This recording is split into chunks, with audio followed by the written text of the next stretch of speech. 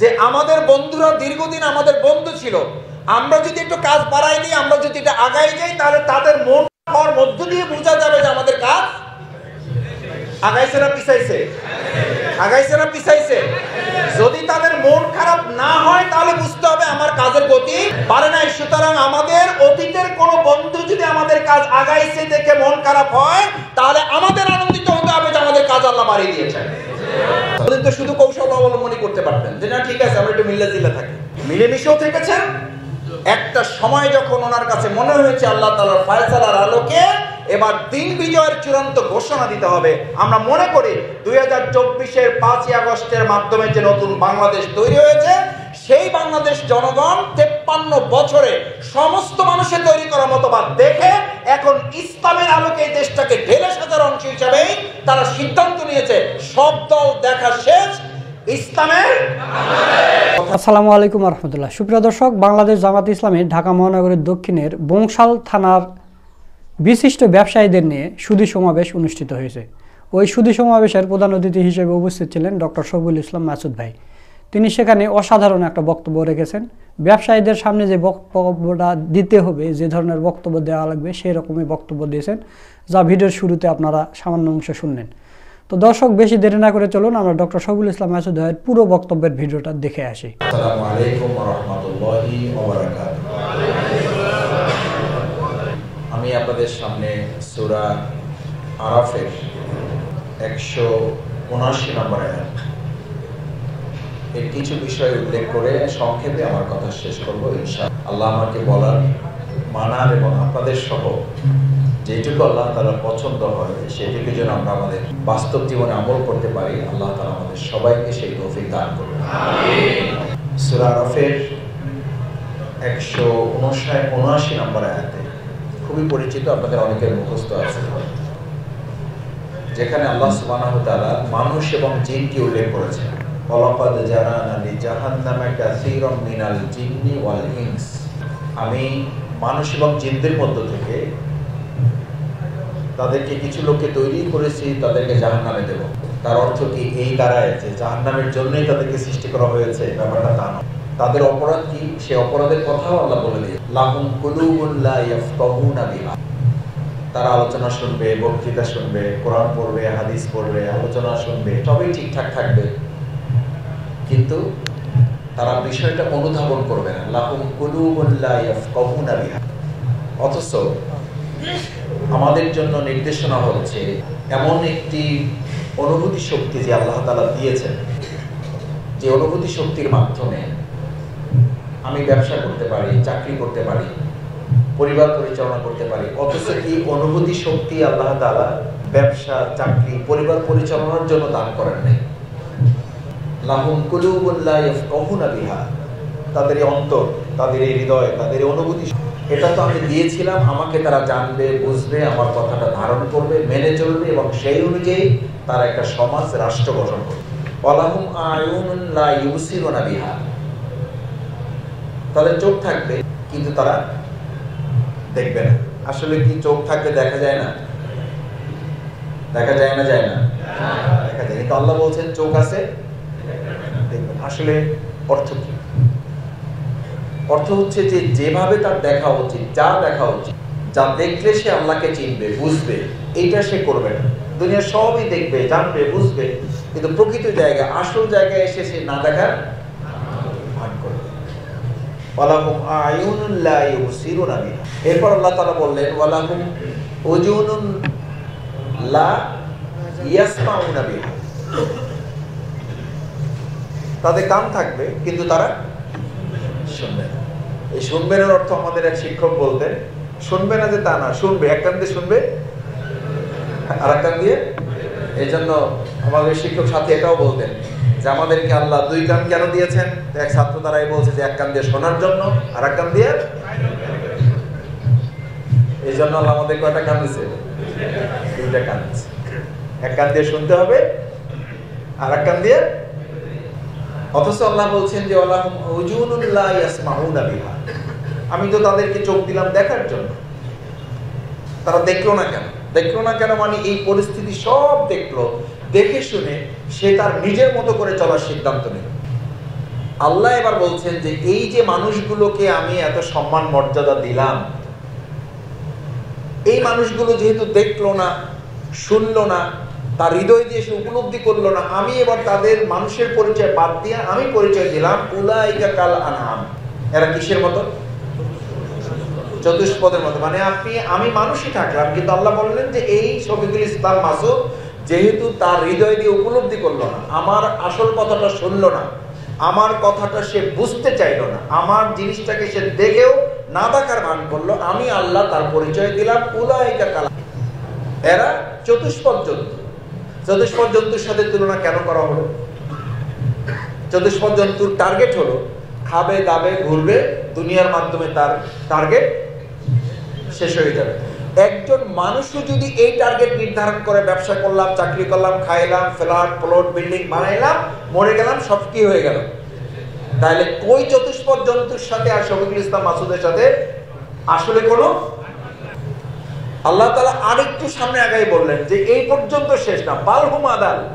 এই চতুষ্পদ জন্তু না, বরং এই মানুষের মর্যাদা ক্ষুণ্ণ করার কারণে আমি আল্লাহ তাকে চতুষ্পদ জন্তুর চেয়েও নিকৃষ্ট করে দিলাম। এই কারণে চতুষ্পদ জন্তুর মধ্যে একটা কৃতজ্ঞতা বোধ আছে না? নাই? কুকুরকে কিছুদিন খাওয়ান না, আপনার পিছিয়ে ঘোরে না? ঘোরে না? মানুষ বাসায় বিড়াল পালে, রাসূল করিম সাল্লাল্লাহু আলাইহি ওয়াসাল্লাম এটা পছন্দ করতেন। এই জন্য তো একজনকে সাহাবী নামই ছিল আবু।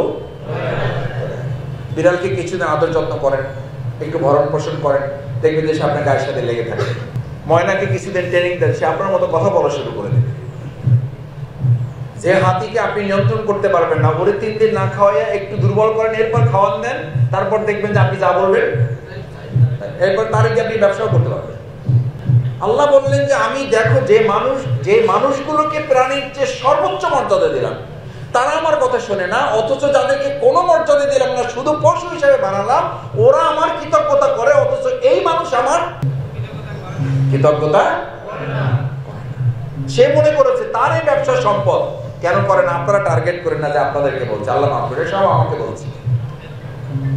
ব্যবসা করে বড়লোক হয়ে যাওয়ার পর তার ধারণা হইলে এগুলো তো আমার উপার্জন, এগুলো তো আমি মেধা খাটিয়ে করছি, তা আমার যোগ্যতা দিয়ে করছি, এই যে চাকরি এটা আমার ব্রেনের কাজ, অথচ এই ব্রেনটা যে আল্লাহ দিয়েছে, এই জন্য বলছে লাহুম কুলুবুন লা ইয়াফকাহুনা বিহা। তুমি যে মেধা বুদ্ধি খাটিয়ে ব্যবসাটা এত বড় করেছো, এইটা কার দ্বারা করেছে? কে দিয়েছে তোমাকে? কে দিয়েছে তোমাকে? তুমি যে এত বাহাদুরি করো, শফিকুল ইসলাম মাসুদ, এত বক্তৃতা মুখ দিয়ে বাইর হয়, তো জিজ্ঞেস করা হচ্ছে তোমার এই কথা বলে বের হয়, অমা অকাদ কুনতা মা মাহিনা, তুমি তো একটু দুর্বল ছিলে।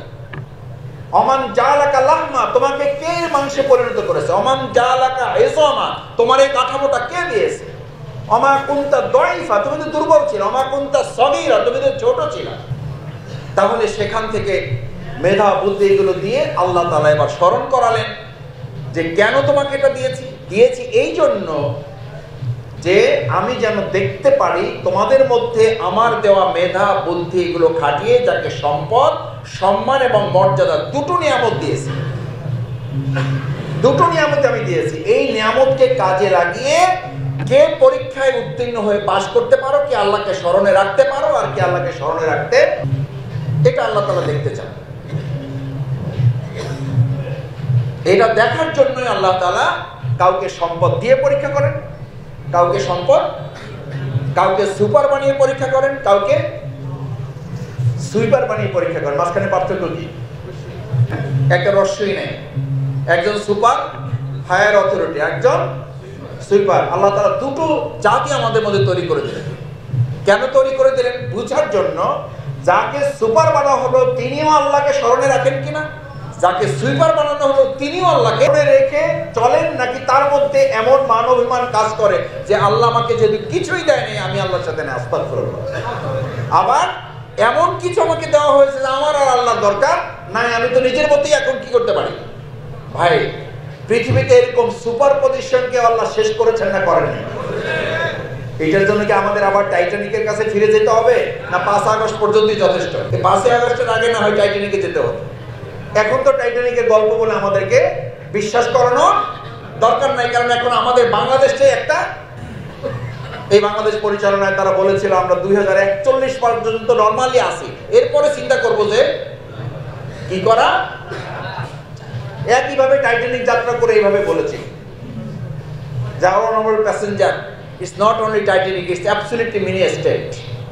এটা টাইটানিক, এটা লঞ্চ না, এটা জাহাজ না, মিনি স্টেট, এটা ছোট রাষ্ট্র। সুইট ড্রিঙ্ক অ্যান্ড মেমরি, খাও দাও ফুর্তি করে, ডোন্ট ওরি, কোনো দুশ্চিন্তা নাই। এই কোনো দুশ্চিন্তা নাই বলা শেষ হইল না, এর মধ্যেই দুশ্চিন্তা শুরু। এই কথা শেষ করতে পারেনি, তার মধ্যে পাইলট এসে বলেছে যে সরফুল নিউজ, আমাদের একটা কি আছে, আমাদের একটা দুঃসংবাদ আছে। ঠিক আমাদের বাংলাদেশের যে একজন পাইলট ছিলেন, উনিও বললেন যে শেখ হাসিনা পালায় না, আমরা পালাবার গোষ্ঠী না। এই বলতে বলতে পরের দিন আমার মনে হয় ওনাকে তো আসলে আমরা কেউ পালাইতে বলিও নাই, আমরা বলছিলাম শুধু পদত্যাগ করেন, আমরা বলছিলাম পদত্যাগ করেন, উনি দেশ ত্যাগ করে ফেলেছে। কত উদার মানুষ, কত মহানুভব ব্যক্তি হইলে তার পক্ষে এটা সম্ভব, কত ত্যাগী পরিবার হইলে এটা সম্ভব যে নিজে দেশ ত্যাগ করে, তার যে মেয়ে আছে সে স্বামী ত্যাগ করে, তার যে ছেলে আছে সে বউ ত্যাগ করে, তার যে মেয়ের নাতনি ছিল সে একটা বড় পদ ছিল, সেখানেও দুর্নীতির অভিযোগ, তাকেও সেখান থেকে পদত্যাগ করতে হলো। বলা যায় তারা পুরো পরিবারটা এখন একটা ত্যাগী পরিবার। কি পরিবার? কারণ তারা ভোগ করতে চেয়েছিলেন। কি করতে চেয়েছিলেন? তারা ভোগ করার সিদ্ধান্ত নিয়েছিলেন। আল্লাহ বললেন তোদেরকে আমি ত্যাগ করাবার জায়গায় চূড়ান্ত পরিস্থিতিতে না নিয়ে তোদেরকে ছাড়বো না। তারা পুরো পরিবারটা দেশটাকে ভোগ করতে চেয়েছেন, আল্লাহ পুরো পরিবারটাকে একটা ত্যাগী পরিবার করে দিয়েছেন। এটা শুধু ওনার জন্য কার্যকর, আমাদের জন্য তো না। একটু মাথায় রাখেন, আপনাদের আমি ভয় দেখাবো কেন? আপনারা নিজেরাই বুদ্ধিমান মানুষ। আল্লাহর বিধান শুধুমাত্র কোন একজন মহিলা বা পুরুষের জন্য কার্যকর। আউয়াল গায়রু ফাওকা ইবাদি, প্রত্যেক বান্দা বান্দির জন্য আলাদা আলাদা ভাবে তার সমস্ত বিধানগুলো কার্যকর। সুবহানাল্লাহ। সম্মানিত ভাই এবং বন্ধুগণ, বাংলাদেশ জামাত ইসলামী কি চায়? আল্লাহর এই বিধানের আলোকে জামাত ইসলামী কি চায়? জামাত ইসলামী চায় প্রত্যেক মানুষ যেন এটা উপলব্ধি করে যে আল্লাহ তাআলা আমাদেরকে একটা উদ্দেশ্য নিয়ে পৃথিবীতে প্রেরণ। সেই উদ্দেশ্যটা হচ্ছে আকিমুস সালাত, তোমরা সালাত আদায় করো। এটা কার নির্দেশ? সেই আল্লাহ নির্দেশ হচ্ছে ইতাউজ যাকাত, তোমরা কি দাও? যাকাত দাও। তাহলে যে আল্লাহ নির্দেশে আমি সালাত আদায় করব, সেই আল্লাহ নির্দেশে কি আমি যাকাত আদায় করব না করব না? করব, কারণ ওটা হলো শারীরিক ইবাদত। কি ইবাদত? আর্থিক ইবাদত। এখন আপনার কাছে প্রশ্ন, আপনি বিবেকের কাছে একটু নিজেকে জিজ্ঞেস করেন, কেউ যদি শারীরিক ইবাদতের মাধ্যমে আল্লাহর প্রিয় বান্দা হতে চায়, তাহলে তার আগে আর্থিক ইবাদতে নিজেকে পরিশুদ্ধ হতে হবে না? হবে না? কারণ আর্থিক ইবাদত পরিশুদ্ধ না হলে তো আপনার আর্থিক ইবাদত কি হবে না? কবুলি হবে না। ইবাদত কবুলিয়তের অন্যতম শর্ত হলো তার উপার্জন কি হতে হবে? হালাল হতে হবে। তাহলে এই শর্তটা যদি প্রথম আমার মধ্যে কাজ করে যে আমি আল্লাহর গোলামি করার জন্য আর্থিক পরিশুদ্ধিতা আমার অন্যতম টার্গেট, তাহলে আকিমুস সালাতের জন্য তো তার প্রয়োজন হচ্ছে যে সে আর্থিকভাবে আল্লাহর কাছে সারেন্ডার করার জন্য তাকে আর্থিকভাবেও সারেন্ডার করতে হবে। সারেন্ডার যে করতে হবে এটা তো জামাত ইসলামী বললে হবে না, কিন্তু আল্লাহ বললে তো হবে না? তাও হবে না? হবে ইনশাআল্লাহ। ওয়াতুজাহিদুনা ফি সাবিলিল্লাহি বিআমওয়ালিকুম ওয়া আনফুসিকুম। তোমাদের কাজ হচ্ছে আল্লাহর এই বিধান কার্যকর করার জন্য যারা আগে জান দিতে চাও তারা জান পরে দাও, আগে কি দাও? এই জন্য আমরা বাংলায় একটা শব্দ বলি, এটার উল্টাই বলতে হবে, আরবিটার মূলটা বলতে হবে। যে আমরা বলি জান ও মাল, আর আল্লাহ বলেন ওয়াতুজাহিদুনা ফি সাবিলিল্লাহি বিআমওয়ালিকুম ওয়া আনফুসিকুম। আগে মাল দাও তারপরে জান দাও, কারণ মালই দিতে পারবে না সে জান দেবে কিভাবে? একটা প্রায়োরিটি বেসিস, অগ্রাধিকার তালিকা তো আছে আল্লাহর কাছে। বুঝারও তো একটা উপায় আছে, প্রমাণ করার একটা ব্যাপার আছে। আমি মালই দিতে পারি না, আমার পক্ষে জান দেওয়ার কোনো সুযোগ থাকার কথা না। সেই জন্য আল্লাহ সুবহানাহু ওয়া তাআলা আমাদেরকে পরিষ্কার করলেন যে তোমরা যদি তোমাদের উদ্দেশ্য বাস্তবায়ন করতে চাও। আমাদের উদ্দেশ্য কি? আমাদের আলাদা উদ্দেশ্য আছে না? আল্লাহ উদ্দেশ্য ঠিক করে দিয়েছেন। কি ঠিক করে দিয়েছেন? আফা হাসিবতুম আন্নামা খালাকনাকুম আবাসা ওয়া আন্নাকুম ইলাইনা লা তুরজা। আল্লাহর দেওয়া বিধানের আলোকে একটা উদ্দেশ্য, একটা টার্গেট দিয়ে তোমাদেরকে আমি পৃথিবীতে প্রেরণ করেছি। উদ্দেশ্যটা কি? এবার আল্লাহ উদ্দেশ্য বর্ণনা করছেন। লিউযহিরাহু আলা দ্বীনি কুল্লিহি, সমস্ত মতবাদের উপর ইসলামকে বিজয় করে দিতে হবে। এটা বলার কারণে যদি আমার সাথে আমার পরিবারের সম্পর্ক একটু টানাপোড়েন হয়, তাতে কি আমার উদ্দেশ্য থেকে আমি সরে আসবো? তার সাথে যদি আমার বন্ধুর সম্পর্ক খারাপ হয়, এই কারণে যদি আমার বক্তৃতার কমেন্টসে কেউ আমাকে একটু গালাগালি করে, তাহলে বক্তৃতা একটু নরম করে ফেলতে হবে, কারণ আমার তো ভিউ বাড়াইতে হবে নাকি? রাসূল করিম সাল্লাল্লাহু আলাইহি সাল্লামের কাছে তৎকালীন কাফের মুশরিকরা এসে প্রস্তাব দিল, মুহাম্মদ একটা কাজ করো, তুমি ওয়াদ্দু লাউ তুদহিনু ফায়ুদহিনুন, তোমার উপরে যে অত্যাচার নির্যাতন নির্মমতাটা আমরা বাড়িয়ে দিয়েছি, এটার কারণ হলো তুমি তোমার কাজ বাড়াই, সুতরাং তুমি কাজ কমাও, আমাদের নির্যাতনও। ভাই ভালো করে বুঝেন, যেই প্রস্তাব কাফির মুশরিকরা দিয়েছে, আর সেই চিন্তা যদি আমি করি যে আমাদের বন্ধুরা দীর্ঘদিন আমাদের বন্ধু ছিল, আমরা যদি একটু কাজ বাড়াই দিই, আমরা যদি এটা আগাই যাই, তাহলে তাদের মন হওয়ার মধ্য দিয়ে বোঝা যাবে যে আমাদের কাজ আগাইছে না পিছাইছে, আগাইছে না পিছাইছে। যদি তাদের মন খারাপ না হয়, তাহলে বুঝতে হবে আমার কাজের গতি পারে নাই। সুতরাং আমাদের অতীতের কোন বন্ধু যদি আমাদের কাজ আগাইছে দেখে মন খারাপ হয়, তাহলে আমাদের আনন্দিত হতে হবে যে আমাদের কাজ আল্লাহ বাড়িয়ে দিয়েছে, আর সেই কারণে আমরা তাহলে যেখানে আছি ওখানেই থাকবো। আমাদেরকে একটু পরামর্শ দেয়, কয় যে ভাই একটু মিল্লা জিল্লা থাকা যায় না, একটু কৌশল অবলম্বন করা যায় না? হ্যাঁ যায় তো, কৌশল তো অবলম্বন আমরা দীর্ঘ সময় করেছি। রাসূল করিম সাল্লাল্লাহু আলাইহি ওয়াসাল্লাম গোটা ইসলামী আন্দোলনে সারা জীবন শুধু কৌশল অবলম্বন করেছে না, যুদ্ধ করছেন। তোদের তো শুধু কৌশল অবলম্বনই করতে পারতেন, যে না ঠিক আছে আমরা একটু মিল্লা জিল্লা থাকি, মিলেমিশেও থেকেছেন। একটা সময় যখন ওনার কাছে মনে হয়েছে আল্লাহ তাআলার ফয়সালার আলোকে এবার দিন বিজয়ের চূড়ান্ত ঘোষণা দিতে হবে, আমরা মনে করি 2024-এর 5ই আগস্টের মাধ্যমে যে নতুন বাংলাদেশ তৈরি হয়েছে, সেই বাংলাদেশ জনগণ 53 বছরে সমস্ত মানুষের তৈরি করা মতবাদ দেখে এখন ইসলামের আলোকে এই দেশটাকে ঢেলে সাজার অংশ হিসাবে তারা সিদ্ধান্ত নিয়েছে, সব দল দেখা শেষ, ইসলামের কথা কি শুধু এই আপনাদের কয়েকজনের? এবং 5ই আগস্টের পরের 6 মাস অতিবাহিত হওয়ার কারণে ইসলাম ছাড়া আর কোন মত দিয়ে দেশ চলতে পারবে না শান্তিতে, সেটা আরো বেশি পরিষ্কার হয়েছে না হয় না? এবং দিন যত যাচ্ছে তত ইসলামের সম্মান মর্যাদা, ইসলামের আবেদন বাড়তেছে না কমতেছে? এমনকি বাংলাদেশ জামাত ইসলামী যদি এটা না চায়, বাংলাদেশ জামাত ইসলামী এবারে সে মানুষ প্রত্যাখ্যান করবে। ও এটা শুনতে ভালো লাগে না আপনাদের কাছে? এই কথা যদি বাংলাদেশ জামাত ইসলামীও ধারণ করতে ব্যর্থ হয় যে বাংলাদেশের মানুষ সবকিছু দেখে শুনে এবার ইসলামের আলোকে মুক্তির সম্ভাবনা ছাড়া তাদের সামনে আর কোনো পথ নাই, এটা যদি এই সারি লোকেরাও না চায়, তাতেও আমার মন বলে আমাদের 18 কোটি জনগণ তারা যেদিকে অগ্রসর হচ্ছে সেখান থেকে তাদেরকে আর পিছনে ফেরানো যাবে না। এখন যদি না যায়, তাহলে আমাদের করণীয় কি, সেটা কথা বলে আমার বক্তব্য। সম্মানিত ভাই এবং বন্ধুগণ, আল্লাহ সুবহানাহু ওয়া তাআলা আপনাদেরকে যে সম্মান এবং মর্যাদায় অধিষ্ঠিত করেছেন, যার সম্মান এবং মর্যাদা যত বেশি তার দায়িত্ব কম না বেশি?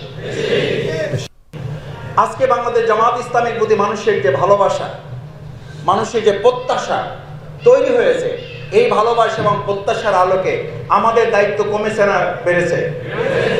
এখন এই দায়িত্ব নিয়ে কি আমরা সামনে আগাবো, না যেখানে আছে সেখানে থেকে যাবো, না পিছনে যাবো? দেখি ইনশাআল্লাহ রাজি আছেন তো সবাই? আমরা সামনে আগাইতে চাই ইনশাআল্লাহ, আল্লাহ কবুল করুন। সামনে আগাইতে চাইলে আমাদের বিগত দিনের যা সমাজ কল্যাণমূলক কার্যক্রম ছিল, আমাদের 3টা হাসপাতাল ছিল, এখন আমরা 5টা করতে চাই। আগে আমাদের ইউনিভার্সিটি ছিল কোন রকম, এখন আমরা নতুন করে পরিস্থিতি বিবেচনায় শিক্ষা জগৎকে ঠিক করে ফেলার জন্য আমরা নতুন করে বিশ্ববিদ্যালয় তৈরি করতে চাই।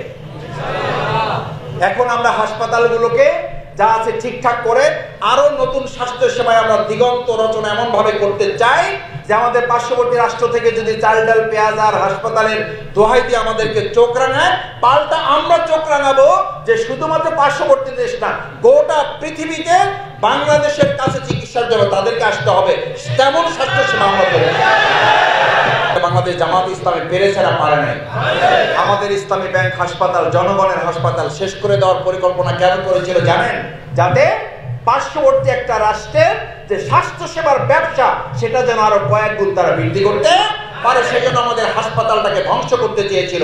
আল্লাহর পরিকল্পনা সেটা ধ্বংস করতে তারা পারে নাই। আর্থিক কাজকে ধ্বংস করার জন্য আমাদের তৈরি করা ব্যাংককে তারা ধ্বংস করতে চেয়েছে, তারা ধ্বংস করতে পারে নাই। আমাদের মীর কাসেম আলী বেগকে শহীদ করেছে, তিনি স্পষ্টভাবে বলেছেন আমার একটা মাথা তারা ফাঁসিতে ঝুলাতে পারবে। বাংলাদেশ জামাত ইসলামের কাছে লক্ষ মাথা তৈরি হয়ে আগামী দিনের স্বাস্থ্য এবং শিক্ষা খাতকে তারা এগিয়ে নিয়ে যাবে। এই জন্য আজকে আমরা কোথাও কোথাও বলতে শুনি জামাত ইসলামী সব তো দখল করছি, স্বাস্থ্য এবং শিক্ষা খাত বিশেষভাবে। আরে ভাই দখল করবো, ওটা তো দখলে আসি আমাদের, ওইটা তো দখলে আসি আমাদের, দখল করার কি আছে, ওটা তো আমাদের। কারণ বাংলাদেশ জামাত ইসলামী দেশের জনগণের জন্য কিছু করার চেষ্টা করে, আর কেউ কেউ আছে শুধু বক্তৃতা বিবৃতি আর তৈরি করা জিনিসগুলোকে ধ্বংস করার জন্য কাজ করে। এই ধ্বংস আর ভোগের রাজনীতি বাংলাদেশের মানুষ এখন আর আগামী দিনে গ্রহণ, আপনারাও সেটা কিন্তু সিদ্ধান্ত নিতে। শুধু ত্যাগী পরিবার যদি তারা হয় ভোগ করার কারণে, আমরা যদি এখন ত্যাগ করতে না পারি তাহলে আমাদেরও কিন্তু ত্যাগী পরিবার আল্লাহ করতে বাধ্য করবেন। কারণ ইমানদার হিসাবে আপনাকে এটা মাথায় রাখতে হবে, এটা জামাত ইসলামী হিসাবে না, জামাত ইসলামী ব্যানার বাদ দেন। এখন এজ এ মুমিন আপনাকে সিদ্ধান্ত নিতে হবে। রাসূল করিম সাল্লাল্লাহু আলাইহি ওয়াসাল্লামকে জিজ্ঞেস করা হয়েছে যে একজন ইমানদার কোন রাস্তায় হাঁটছে এটার জন্য বোঝার উপায় কি? কোন টেস্ট করাইলে হবে? কোন ইনভেস্টিগেশন করাইলে বোঝা যাবে? রাসূল করিম সাল্লাল্লাহু আলাইহি ওয়াসাল্লাম বললেন বোঝা যাবে। এটার জন্য কোনো ইনভেস্টিগেশন করা লাগবে না, টেস্ট রিপোর্ট লাগবে না, এক্সরে লাগবে না, সিটি স্ক্যান লাগবে না, এমআরআই লাগবে না। কি করতে হবে? শুধু তার হৃদয় দিয়ে তাকে উপলব্ধি করতে হবে, নিজের কাছে নিজের জাজমেন্ট নিতে হবে, নিজের পর্যালোচনায় নিজেকে অনুধাবন করতে হবে। ক্বালা রাসূলুল্লাহ সাল্লাল্লাহু আলাইহি ওয়াসাল্লাম হুজিবাতুন নারু বিশ-শাহাওয়াত ওয়া হুজিবাতুল জান্নাতু বিল মাকারিহ। যদি সে ইমানদার হয় তাহলে তার জান্নাতের রাস্তাটা হবে এইটা যে জান্নাত, গোটা জান্নাতটা ঘিরে রাখা হয়েছে সমস্ত দুঃখ, কষ্ট, মুসিবত, ত্যাগ, তিতিক্ষা, নির্যাতন, নিপীড়ন, হামলা, মামলা, ফাঁসি সমস্ত কিছু দিয়ে ঢেকে রাখা আছে জান্নাত। ও হুজিবাতুন নারু বিশ-শাহাওয়াত, আর গোটা জাহান্নামটা ঢেকে রাখা আছে সমস্ত ভোগ বিলাস, নাচ নেয়ামত, এই সমস্ত কিছু দিয়ে।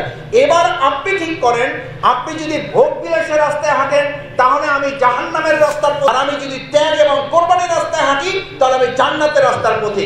আজকে আমরা এখানে যারা এসেছি আমরা ত্যাগ এবং কোরবানির মাধ্যমে জান্নাতের পথিক হব নাকি ভোগ বিলাসের মাধ্যমে জাহান্নামের পথিক হব? জান্নাতের পথিক হতে রাজি কারা?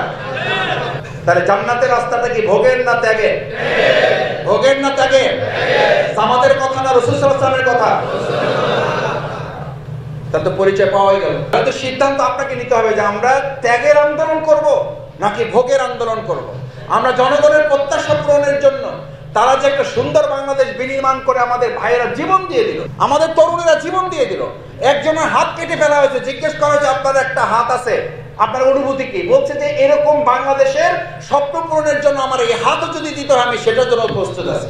আচ্ছা বলেন, সে একটা হাত দিতে প্রস্তুত, আর আমরা আমাদের এই বাংলাদেশ রেখে যাওয়া ভাইদের কয়েক হাজার তরুণেরা জীবন দিয়ে যে বাংলাদেশ রেখেছে, আমরা আমাদের যদি আর্থিক ত্যাগ করতে হয় সেটার জন্য কি আমরা প্রস্তুত থাকবো ইনশাআল্লাহ? সেটা তো এমনি আপনার দিতে হবে, দেওয়া তো উচিত। কারণ জাকাত তো আপনার ভাগ না, জাকাত কি আপনার ভাগ?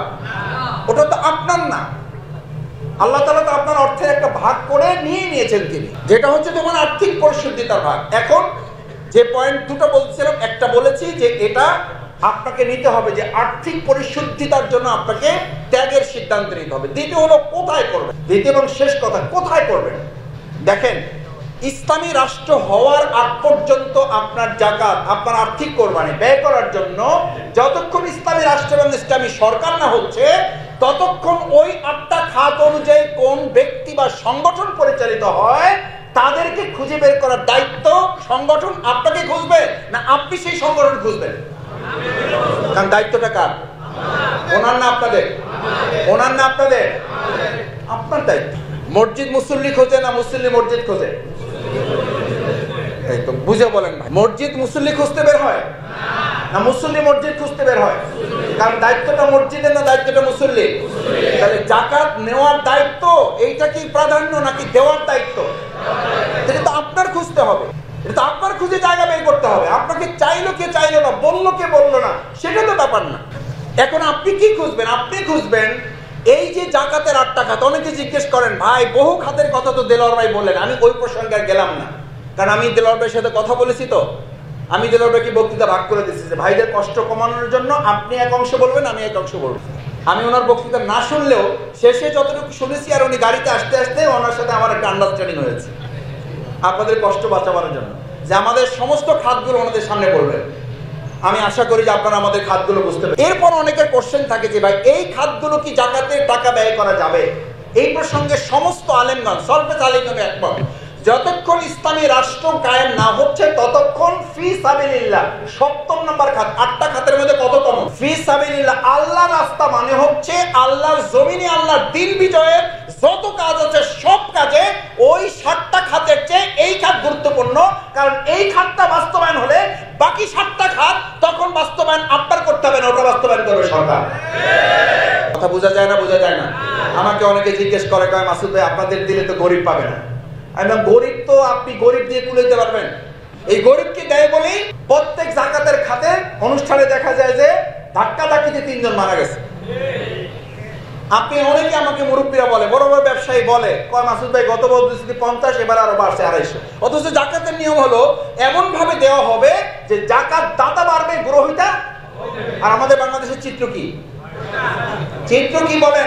এই চিত্র থেকে যদি বাঁচতে চান তাহলে আপনাকে সিদ্ধান্ত নিতে হবে। আলহামদুলিল্লাহ, আমি জানি না দেলোয়ার ভাই বলেছেন কিনা, আমি দেলোয়ার ভাইকে বলার জন্য বলেছি, বাংলাদেশ জামাত ইসলামী আত্মকর্মসংস্থান সহ এমন কিছু খাত আমরা তৈরি করেছি বিগত 15 বছর। যারা আমাদের জাকাত দেওয়ার জন্য ধারে কাছে আসতে পারেন নাই, তারাও লুকিয়ে গোপনে, কারণ তাদেরকে অর্থ যোগানদাতা বা অর্থ জঙ্গি সংগঠন হিসেবে চিহ্নিত করে সরকার তাদেরকে দূরে রেখেছে, বাধ্যতামূলকভাবে তাদেরকে দিতে বাধ্য করেছে। সেই সময়ও আমাদের কাছে আমরা জাকাতের কয়েক কোটি টাকা আলহামদুলিল্লাহ আত্মকর্মসংস্থানের জায়গায় এমন ভাবে দাঁড় করিয়েছি, বিগত 15 বছর আমরা জাকাত যারা নিয়েছে তার 2 বছর পর ওই ব্যক্তিদের মধ্যে থেকে জাকাত দেওয়ার কাজ শুরু হয়েছে আলহামদুলিল্লাহ। আপনি বলেন, এটা কোন একজন ব্যক্তিকে আপনি দিলেন, উনি কোনো একটা লিল্লা বোর্ডিং এর কাজে লাগাবে, কোন একটা মসজিদ। আমি বলছি না মসজিদের কেউ থাকলে মন খারাপ করেন না, লিল্লা বোর্ডিং এর কেউ থাকলে মন খারাপ করেন না, গরিব মিসকিনকে দিবেন না আমি বলছি না, আত্মীয় স্বজনকে দিবেন, অবশ্যই দিবেন, কিন্তু এটা মাথায় রাখবেন যতক্ষণ পর্যন্ত ইসলামী রাষ্ট্র কায়েম না হবে ততক্ষণ পর্যন্ত ওই ৭টা খাত, এই ফি সাবিলিল্লাহ আল্লাহর জমিনে আল্লাহর দিন কায়েমের এই খাতকে আপনি শক্তিশালী করে রাষ্ট্র ব্যবস্থা তৈরি না হওয়া পর্যন্ত আপনি কিয়ামত পর্যন্ত ৭টা খাতে দিয়ে আপনি যত দিবেন তত কমবে না বাড়বে? ওটা বাড়তেই থাকবে, কারণ রাষ্ট্র ব্যবস্থা ততক্ষণ মজবুত না হবে ততক্ষণ পর্যন্ত জাকাত দাতা বাড়বে না, জাকাত দাতা কমবে আর গ্রহীতা বাড়বে। বাংলাদেশ জামাত ইসলামী আপনাদের কাছে আহ্বান জানায়, বাংলাদেশ জামাত ইসলামী সেই ইসলামী রাষ্ট্র কায়েমের কাজ করে। এই রাষ্ট্র কায়েমের কাজ করে বলেই বিগত 15টা বছর আমাদের এই আন্দোলনের নেতৃবৃন্দকে শুধু গ্রেফতার করা হয় নাই, তাদেরকে ফাঁসিয়ে দেওয়া হয়েছে আলহামদুলিল্লাহ। এই ফাঁসি এবং আমাদেরকে নিষিদ্ধ করার মধ্য দিয়ে এদেশের 18 কোটি মানুষের মধ্যে বাংলাদেশ জামাত ইসলামের প্রতি মানুষের ভালোবাসা আরো কয়েক গুণ বৃদ্ধি করে তারা আমাদেরকে নিশ্চিন্ত করতে চেয়েছে, আর জনগণ এখন বাংলাদেশকে আমাদের হাতে তুলে দেওয়ার সিদ্ধান্ত নিয়েছে। আল্লাহ যেন মেহেরবানি করে কিয়ামতের দিনেও আপনাদেরকে জান্নাতুল ফেরদাউসের মেহমান করে সেখানে যেন আপনাদেরকে সম্মানিত করে, সকলে বলুন আমিন। আসসালামু আলাইকুম। দর্শক, আপনারা মাসুদ ভাইয়ের পুরো বক্তব্যের ভিডিওটা দেখলেন, তো মাসুদ ভাইয়ের কথাগুলো আপনাদের কাছে কেমন লেগেছে তা অবশ্যই কমেন্ট করে জানিয়ে দিবেন, আর ভিডিওটা ভালো লাগলে বেশি বেশি করে লাইক করবেন, শেয়ার করবেন। সকলকে ধন্যবাদ। আসসালামু আলাইকুম ওয়া রাহমাতুল্লাহ।